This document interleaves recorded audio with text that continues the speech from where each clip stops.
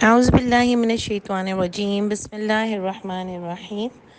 جی دیکھیں، کل ہماری سورہ بقرہ کی آیت نمبر 105 تک ہم نے کیا تھا۔ اس میں ہم نے دیکھا کہ نبی کریم صلی اللہ علیہ وسلم کی کتنی عزت اللہ تعالیٰ نے بتائی۔ آیت نمبر 104 میں کہ رائنا کا ورڈ یوز نہیں کرنا۔ اور آپ دیکھو، یہ چھوٹے سے قرآن میں جہاں اللہ تعالیٰ نے ہم کو بہت امپورٹنٹ باتیں بتائیں، اس میں آج نبی کریم صلی اللہ علیہ وسلم نہیں بھی ہیں، لیکن پھر بھی ان کی اتنی عزت ہے کہ اللہ تعالیٰ نے آج بھی ہم کو یہ بات بتائی کہ ان کے ساتھ بدتمیزی نہیں کی جا سکتی۔ اور اللہ نے یہ ورڈ ہی یوز کرنا منع کر دیا۔ اس میں جو اچھے لوگ تھے وہ ان کو بھی منع ہو گیا، اور جو برے لوگ تھے ان کو بھی منع ہو گیا۔ یعنی وہ ورڈ یوز ہی نہیں ہوگا کہ کسی طرح بھی نبی کریم صلی اللہ علیہ وآلہ وسلم کی ذات کے ساتھ بدتمیزی کی جائے، ٹھیک ہے؟ یعنی وہ اتنے قابل عزت ہیں۔ اور آپ دیکھو کہ آگے بھی جو بات آئی، اللہ تعالیٰ نے جو آیت نمبر 105 میں فرمایا کہ مشرکین اور اہل کتاب تو چاہتے ہی نہیں تھے کبھی بھی کہ آپ کے اوپر کوئی خاص رحمت ہو، لیکن اللہ سپریم اتھارٹی ہے۔ اللہ جس پر چاہتے ہیں نا اپنی رحمت اور اپنا فضل لاتے ہیں۔ دیکھیں، اللہ سپریم اتھارٹی کی بات جو ہم نے پیچھے کی کہ جادو بھی نہیں ہوتا اور شیطان کچھ نہیں کر سکتا، برے انسان یا برے جن مل کے کچھ کسی کا نہیں بگاڑ سکتے، سب کچھ اللہ کے حکم سے ہوتا ہے۔ اور یہاں پر بھی کیا بات آئی، یہ بھی برے انسان ہی ہوتے ہیں، ہم بھی برے انسانوں میں سے، اللہ کو پتا کہ کون برا اور کون اچھا، لیکن یہاں جو کفر کرتے ہیں، چاہے وہ اہل کتاب میں سے ہوں، مشرکین میں سے ہوں، اہل کتاب ہم بھی ہیں، کیونکہ ہمارے پاس بھی کتاب آئی ہے۔ اگر اللہ تعالیٰ اس طرح سے اگر ہم سے بات کر رہے ہوں تو اہل کتاب یعنی کتاب کے اہل، جس کے پاس کتاب ہو، ہم بھی ہیں۔ اور مشرکین جو بھی اللہ کی باتوں کا کفر کرتے ہیں، وہ چاہتے ہی نہیں ہیں کہ آپ کے اوپر کوئی بھلائی ہو، یعنی حق آپ کے اوپر کھلے، وہ بڑے بن کے بیٹھے ہوئے ہیں، لیکن اللہ سپریم اتھارٹی ہیں۔ اللہ جس پر چاہیں گے اپنی رحمت کو خاص کریں گے، یعنی کسی کے روکنے سے چیزیں نہیں رکتی ہیں۔ سمجھ آ رہی ہے بات؟ کسی کے روکنے سے چیزیں نہیں رک سکتی، کسی کے جادو کرنے سے کچھ نہیں ہو سکتا، کسی کی نظر کرنے سے کچھ نہیں ہو سکتا، نہ ہی نظر تو کوئی چیز ہے ہی نہیں، ٹھیک ہے؟ اس کے بعد آپ دیکھو کہ کیا بات آج جو بڑا امپورٹنٹ ایک آیت نمبر 106 ہے، جو کہ بہت ایزی ہے، لیکن ہمارے یہاں اس کو بہت مشکل بنا دیا گیا ہے۔ اس آیت کو لوگ بہت کنفیوژن کا شکار ہوتے ہیں۔ تو آپ دیکھیں اس میں کیا آتا ہے، ما ننسخ، نہیں ہم منسوخ کرتے، من آیتن، کوئی آیت، او ننسیہا، یا ہم نہیں، یا ہم بلاتے ہیں اس کو، نأتی، ہم لے آتے ہیں، یعنی ہم لے آتے ہیں، بخیر، بہتر، منہا، اس آیت سے، او مثلیہا، یا اسی جیسی لے آتے ہیں، ٹھیک ہے؟ اس میں لوگوں نے کہا، لوگ دوسری باتیں لے لیتے ہیں کہ پہلے جو تھی وہ طلاق جو تھی وہ قرآن میں اس طرح آئی تھی کہ 3 سٹنگز میں ہوتی تھی، لیکن اس کے بعد نبی کریم صلی اللہ علیہ وسلم کے زمانے میں انہوں نے کہا کہ بھائی ایک بندہ آیا، اس نے کہا کہ میں نے 3 میں سے ایک دفعہ دے دیے، تو اس کو بھی کہا تینوں ایک ہی دفعہ میں دے دیے، تو بولا ہو گئی ہے۔ اور دوسرے نے کہا کہ میں نے 3 سٹنگ میں دیے، تو وہ بھی کہا ہو گئی ہے۔ پھر حضرت عمر نے اپنے زمانے میں کہا کہ اب جو 3 سٹنگ میں طلاق دے گا تو وہ 1 سٹنگ میں دے گا تب بھی ہو جائے گی۔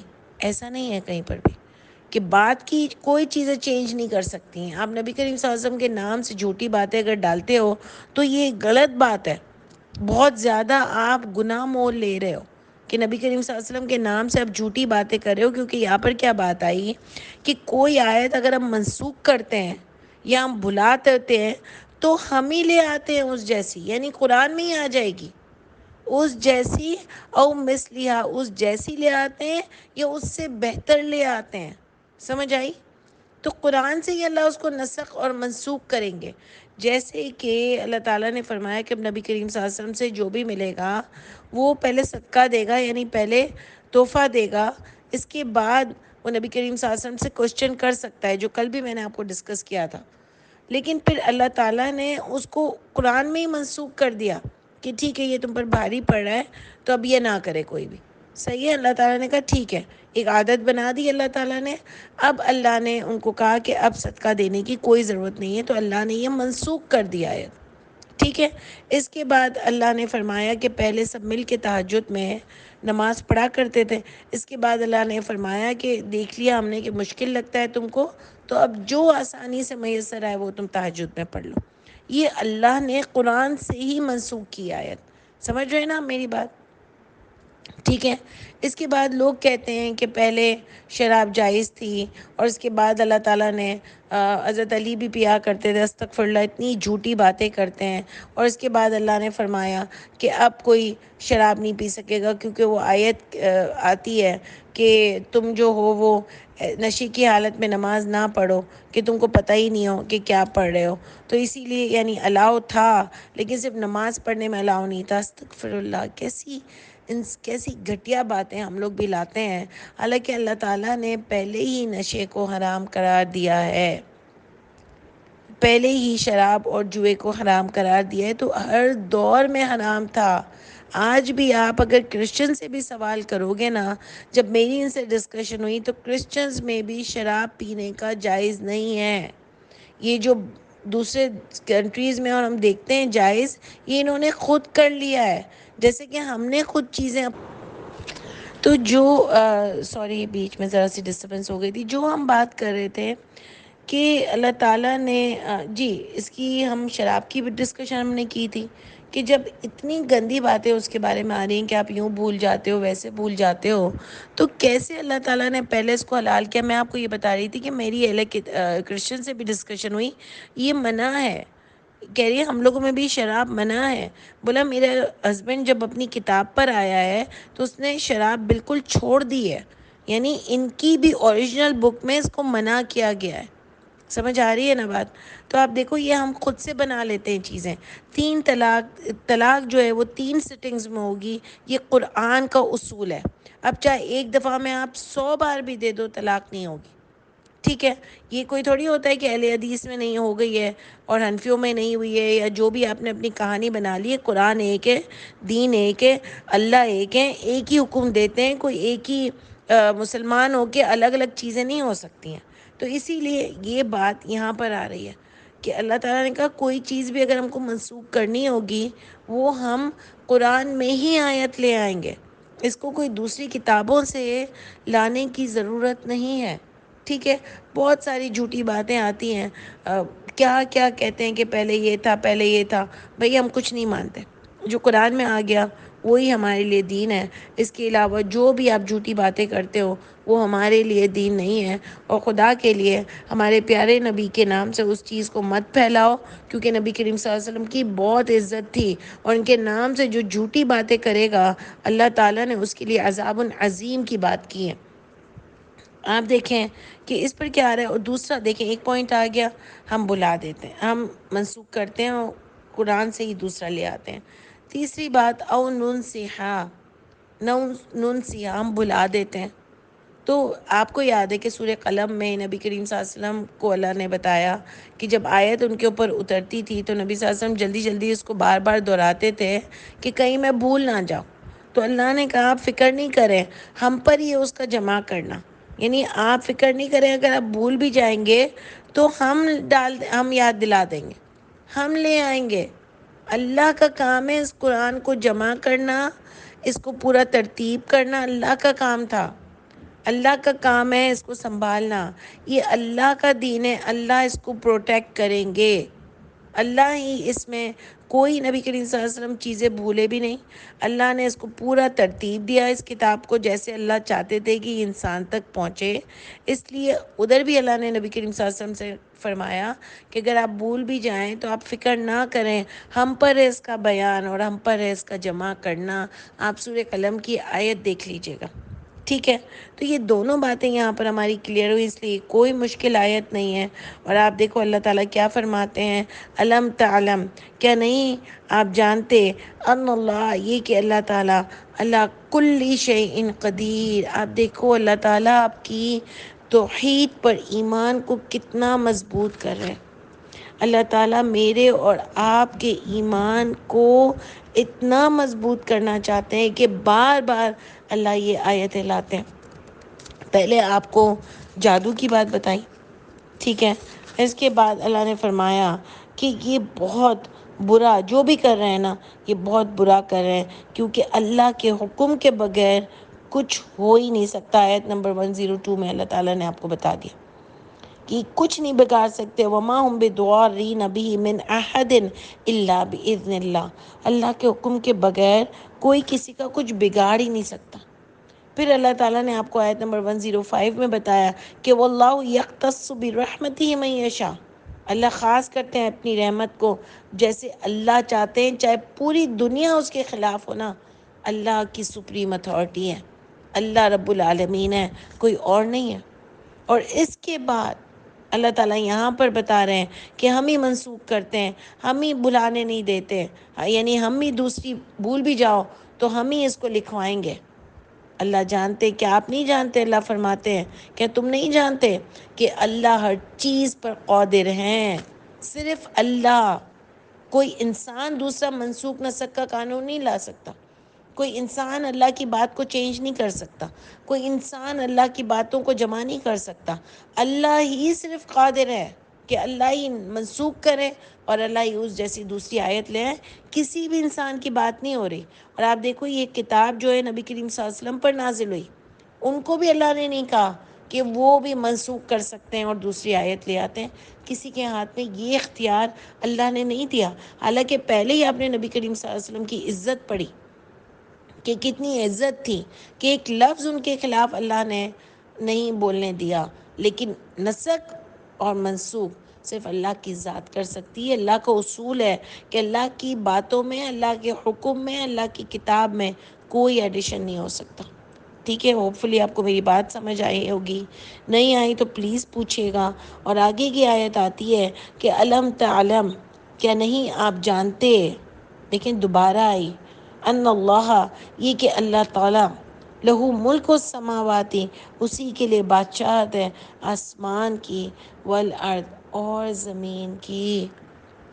یعنی اللہ اور آپ کو آیت بتا رہے ہیں، توحید پہ آپ کا عقیدہ اور اسٹرانگ کر رہے ہیں کہ آپ کو نہیں پتا کہ اللہ تعالیٰ اس کے لیے بادشاہت ہے آسمان کی اور زمین کی، اور کسی کے لیے نہیں ہے۔ اس لیے شرک نہ کیا کرو، کسی انسان سے توقع نہ لگایا کرو، قبروں پہ نہ جایا کرو، جادو پر نہیں بھروسہ کیا کرو، کسی کے پاس نہیں جاؤ، صرف اللہ کی ذات ہی ہے۔ پہلے بتا دیا کلّا، مجھے تو یہ کلی بھی بہت اچھا لگتا ہے کہ اللہ یہ بھی کہہ سکتے تھے ان اللہ علی شیء قدیر، لیکن اللہ کہہ رہے ہیں اللہ کلی، ہر چھوٹی سے چھوٹی چیز اور بڑی سے بڑی چیز پر بھی اللہ قادر ہے۔ اور یہاں بھی بتا رہے ہیں کہ اسی اللہ کے لیے بادشاہت ہے آسمان کی اور زمین کی، کوئی اور اس میں اختیار نہیں رکھتا، کوئی اور حی القیوم ہو ہی نہیں سکتا۔ آپ لاکھ پکار لو یا رسول، یا علی، یا حسین، یا غوث پاک، آپ اتنا بڑا گناہ کر رہے ہو اور آپ کو کوئی جواب بھی نہیں مل رہا اور آپ کا کوئی فائدہ بھی نہیں ہو رہا۔ جو کچھ بھی دے رہا ہے وہ اللہ کی ذات ہی دے رہی ہے، اور جو لے رہا ہے وہ اللہ کی ذات ہمارے گناہوں کی وجہ سے لے رہی ہے۔